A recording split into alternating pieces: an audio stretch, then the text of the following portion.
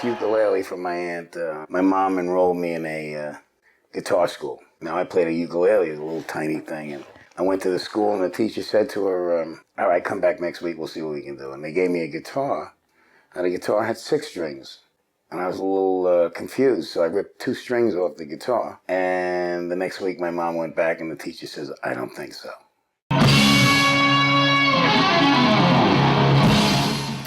33, take 1.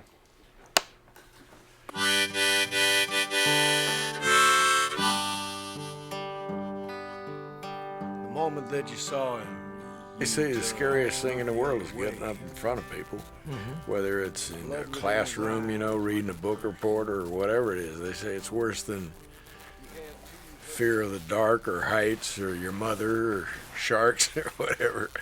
It's supposed to be the scariest thing a human can do.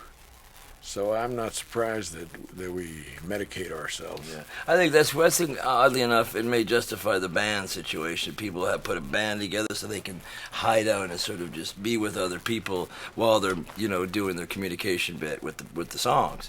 I know there's a lot of guys that have done that, have hidden behind their, you know, hidden behind their instruments and stuff. There's a lot of great musicians that are really shy.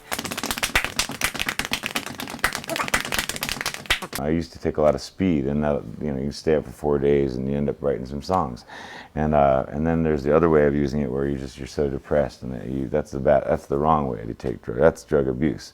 I think that acid was turning America onto acid. We certainly weren't the only ones that were doing it. It was cracking through the karmic cement that was so much the Eisenhower administration. Everybody was asleep, and they needed a rude awakening, and that was LSD, the Merry Pranksters, and the Grateful Dead.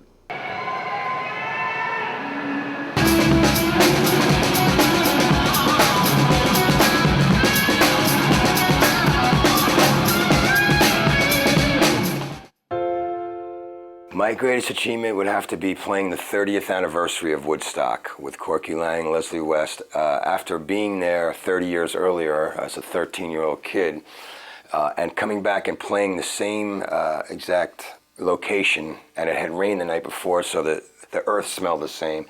That was a great achievement for me, to come around full circle like that.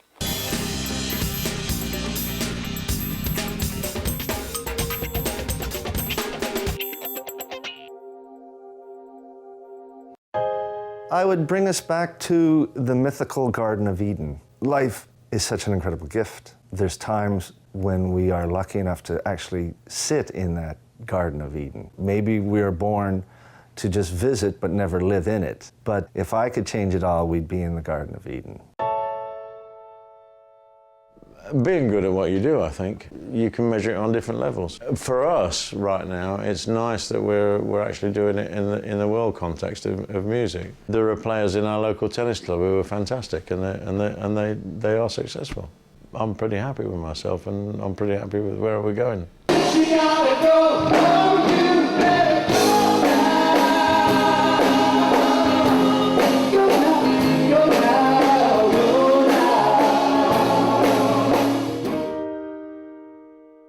I try not to lie, but I usually lie when somebody asks me whether I've spoken to Paul McCartney lately. Because it saves a lot of explaining, you know, whereas in actual fact I haven't spoken to him for years, and you know, I have communicated with him through the great emailing system, but that's about it. That's about as much as I've lied.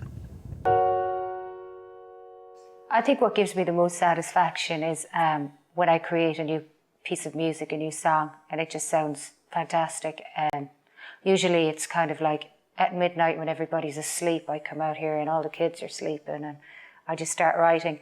And it's because I can't sleep because I can hear a melody in my head. And then when I record it and I hear it back, it's extremely satisfying. So basically my art. No, I can't answer that. I surely would be a lousy dentist, doctor, plumber. I wouldn't have my heart in it. What I'm cut out to do is to entertain the people and be happy doing it. Well, I mean, when I first started singing, I was terrified, and I would have to like drink something. But it didn't matter. I just wanted to do it, you know. And the more I did it, the more relaxed I became, and then it was just like turned into this sexual, religious, all-encompassing experience.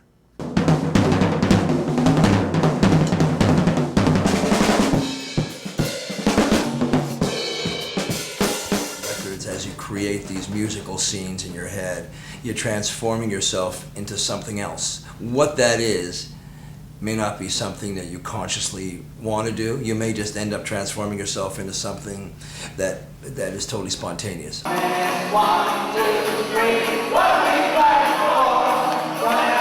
don't give in. Let's start with the FM. 9, 8, 5, 6, 7, open up the again.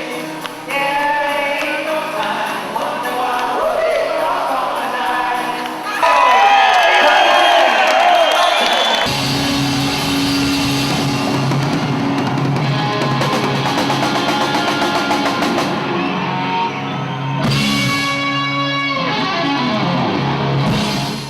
My favorite sound's got to be plugging in my guitar for the first time. I hear that chord come out, it makes my balls vibrate, I get very excited.